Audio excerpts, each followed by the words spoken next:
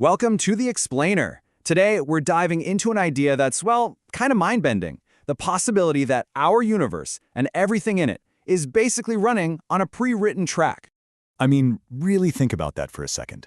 What if every single choice you've ever made, and every single one you will make, was actually locked in billions of years ago? What if your life is just playing out a script that's already finished? And nope, this isn't some sci-fi plot. This was a hugely powerful idea that came from a time of incredible scientific confidence, a time when it seemed totally logical to see the universe as this perfect, predictable machine that was wound up at the beginning of time and has been ticking along ever since. So, to really get this, we've got to go back in time to an era where the universe seemed like a giant, flawless clock. This was the age of reason, of mechanics, a time when it really felt like we were on the verge of figuring everything out. It all really kicks off with Isaac Newton back in 1687. His laws of motion and gravity were just stunningly accurate. They could predict the path of a cannonball or the orbits of the planets with incredible precision. And this success got people thinking, really thinking. Philosophers like Baron d'Holbach started asking, hey, if the entire cosmos follows these perfect, predictable laws, why should we be any different? And that line of thought led directly to this big idea, scientific determinism. So this is the core of it. The logic is actually pretty straightforward, right? The present is just the result of the past, and it's the cause of the future. So if you could somehow get a perfect snapshot of the universe, everything, everywhere, right now, the future would stop being a mystery. It would just be a math problem waiting to be solved. From this viewpoint, things like chance or randomness, that's just a word we use when we don't have all the facts. A coin flip only seems random because you can't track the exact force from your thumb, the tiny currents of air, all of it. If you could know all those things, the outcome would be a sure thing. In this clockwork universe, randomness wasn't real. It was just a gap in what we knew. Okay, so this whole deterministic worldview, it all comes to a head with this incredible thought experiment from that French scholar we mentioned, Pierre-Simon Laplace. He took the idea and just ran with it all the way to its most extreme conclusion. So, back in 1814, to show just how far determinism could go, Laplace dreamed up this entity, a vast intellect with a godlike view of the cosmos. Now, he never actually called it a demon himself, but the idea was so powerful that the nickname just stuck. So, what's on this demon's shopping list for predicting everything? Well, according to the physics of the time, it's actually just three things. First, the exact location of every single particle in the universe.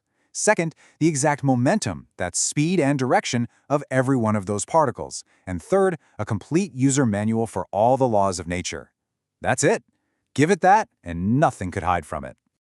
And if this demon had all that data, just imagine, past, present, future, it's not a sequence anymore. It's just there, all at once. The Big Bang, the dinosaurs, what you had for breakfast this morning, and how the universe will end. It would all be laid out for this being like a single, solved equation. And for about 100 years, this idea of a perfect clockwork universe was the dream in science. It was so elegant, so clean. But then, the 20th century came along, and, well, it threw a giant wrench in the gears. You see, when scientists started looking at the world of the super, super small, the atomic level, the rules just went out the window. This new field, quantum mechanics, showed a universe that wasn't built on solid certainty at all. Instead, it was built on probabilities, fuzziness, and genuine, built-in randomness. The real killer for Laplace's demon, though, came in 1927. It's called the Heisenberg uncertainty principle. And what it says, basically, is that there's a fundamental fuzziness to reality. You can never know both the exact position and the exact momentum of a particle at the same time. The more precisely you measure one, the less you know about the other. And here is the absolute knockout punch. This isn't because our tools are clumsy. It's not like we just need a better ruler. No, the universe itself just doesn't allow for that level of certainty. So those two key things that Laplace's demon needed to know, the precise position and momentum of every particle, they are fundamentally unknowable.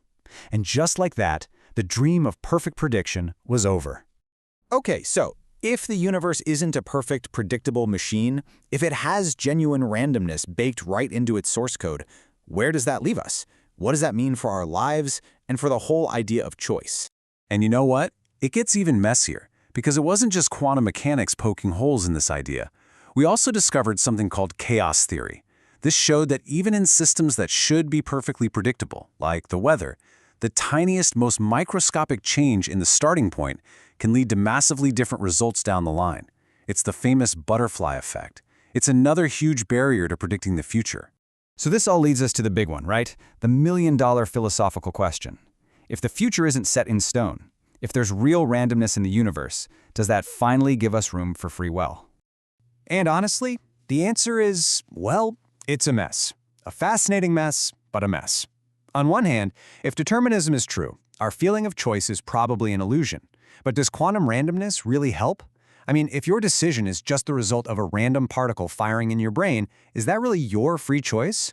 Some philosophers try to find a middle path, saying free will just means you can act on your desires without someone forcing you, even if those desires were determined from the start. As you can tell, nobody's settled this debate. So, what started as this beautiful, elegant idea of a clockwork universe has turned into something way more complex, more mysterious, and frankly, a lot more interesting. We seem to live in a cosmos that's a constant dance between predictable laws and pure chance, between order and chaos. Which leaves us with one last thing to chew on. That perfect clockwork dream might be gone, but the gears of cause and effect are still turning. So the next time you make a decision, any decision at all, just ask yourself, where does that impossibly long chain of cause and effect truly end? And where do you begin?